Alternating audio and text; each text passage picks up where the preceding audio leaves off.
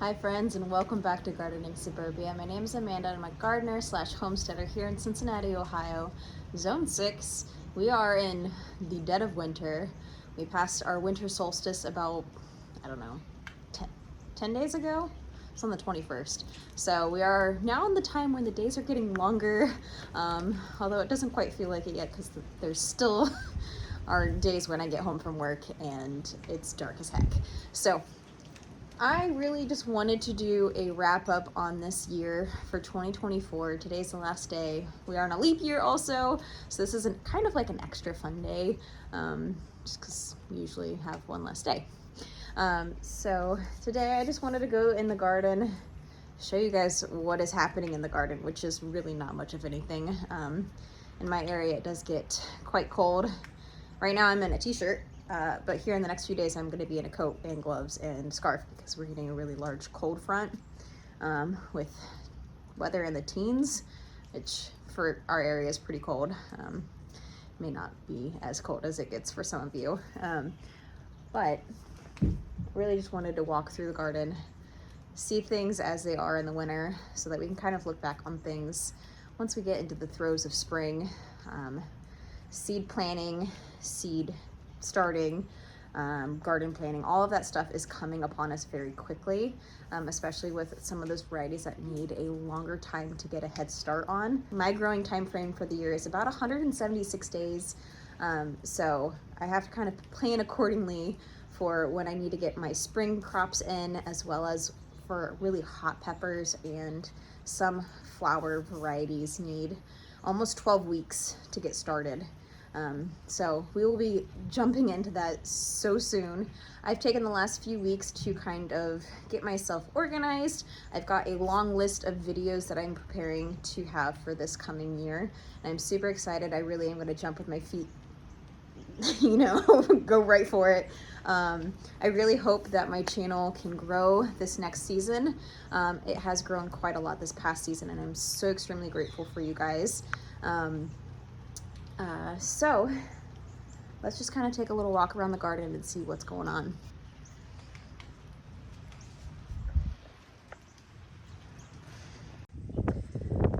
So currently it is about 46 degrees and rainy, so we've got a good little sprinkle happening, but not anything too crazy. I don't own an umbrella, so hopefully we can get this in before the rain takes me out. So right now, I do not do a whole bunch of cleaning up when it comes to vines, as well as just like sunflower stalks and old plants. I like to typically wait for a good majority of them to leave in the garden just for like the critters, bugs, to kind of lay eggs and all of that. So like good beneficial bugs will lay their eggs in a lot of things. Plus I think it kind of looks cool, especially with the offset of this with snow, which we are expecting some snow on Thursday, which is 2 days from now. So it looks really cool to see all the dead things against the pearly white snow. Currently I have some kales. I actually have a video of those guys getting demolished late at night by some slugs, which is crazy that it's been warm enough for slugs to continue to be out and about. So I'll pop that up in the corner for you guys to see. Just a lot of dead things. I went ahead and planted my garlic a little late this year. kind of as an experiment. We'll see what ends up happening. That will be the next video that I post, but it's a longer video, so I haven't really had time to pull it quite together. So it'll be the first video of 2025. But currently we have 2 rows of garlic on this upper bed, and then this entire bed right here is filled with garlic. We did have a few volunteers. I can show you. This is why I actually decided to plant later, was so that I wasn't getting green growth. See that one and that one. Green growth, that will die back with the cold snow that we're going to be getting. So we'll see how mine does. I obviously don't have any mulching on it, which I probably will throw something on it before Thursday. We'll see how far I get. My Greenstalks I leave out to kind of just do their thing, and I'll refresh those in the spring with you guys. We've got some Shasta daisies that are, let me get this off of cinematic mode. That's better. Okay, so this is a Shasta daisy. It does have some little green nodules on it, but it's a lot of dead stuff. We went through this together and kind of threw on some mulching for this guy. So there's nothing currently planted in this bed besides the Shasta daisy and whatever volunteers seeded themselves. Some yarrow, it's still kind of green, and some oregano, but you can't really tell. It's not really a good time to be pulling off oregano. A whole bunch of dead things. Look at that, I got a Halloween sign. This is not mine. This must have, this blew in with the wind. Just hunker that down. This guy looks lovely. This was getting really nasty in the summer. This is my mullein. This is a medicinal herb. On the second year, it shoots off a flower, which you typically use for tinctures and such. So I'm excited to see if that comes back. If this one doesn't survive, I do have another one over on the side yard. I have some onions that I never planted. Failed to plant. It happens. My snapdragons are looking great. I'm not cutting these back this year because they do tend to come back or reseed themselves, at least in my area. So I'm going to see how this goes this year. We have a few brassicas in here. Nothing that's going to do anything, especially with the cold coming. So a whole lot of nothing. There's a lot of bits of plastic and garbage because, again, my yard just blows all of the garbage in from the neighborhood. Just kind of ends up over here. I have some roses that will need to be pruned here in a few weeks, but I do need to do some research on that because this is only my second year. Will be my second year with rose bushes. My mom was an avid, or is currently an avid, rose bush lover. I've bought her a rose bush every single time she's moved. And the last time she moved, I went ahead and purchased myself one as well. Again, we've got a whole lot of dead stuff in the Greenstalks. Some very dead lemongrass. We'll see how that goes. I probably should have harvested this before the freeze, but I did not. Another rose bush. This guy is a little more barren than the other one. Over here is our other mullein. This guy looks good.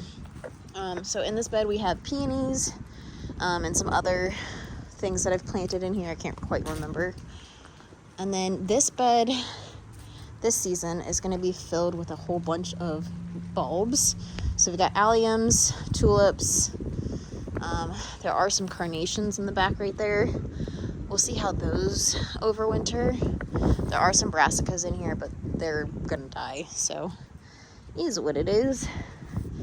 And then just a whole bunch of empty things. Got a whole bunch of peat moss. Got it on sale. Let's see. I moved my greenhouse up here by the fence instead of down by my wooden bed. I don't know if this will be a good spot come spring. I've never grown in a greenhouse, You guys were with me when I set this up. Right now it looks like there are pansies or Johnny Jump Up violas that have seated themselves in here. We'll see how this goes. It is a little warmer in there, but I do have the windows up. We'll see how that works out come spring. Yeah, we just have some more of our snapdragons. This is the Black Prince. It's not fully dead. Shasta daisies, again, not fully dead.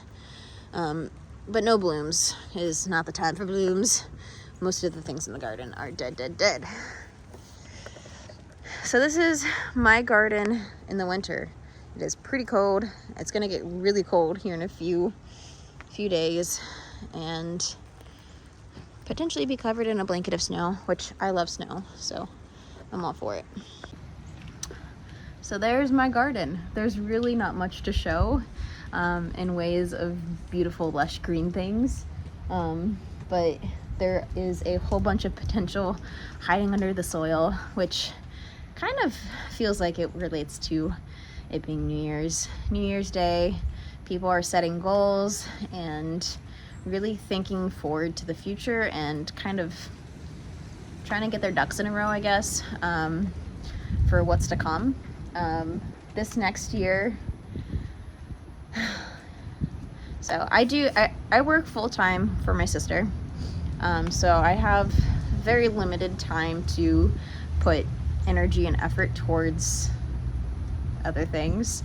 But this channel has been something that has been really exciting, and I love getting to interact with you guys and see how you're doing in your garden, as well as just hear,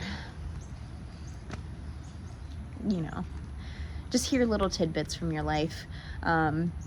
So this next year, I really want to crack down on getting a schedule and making sure that I'm getting consistent uploads for you guys, and just really see where my channel, Gardening Suburbia, can take me. But I wanted to say Happy New Year's, guys. Cheers to the last day of 2024. We're moving forward. And I hope that you guys have a blessed 2025. And I will see you guys in the next year.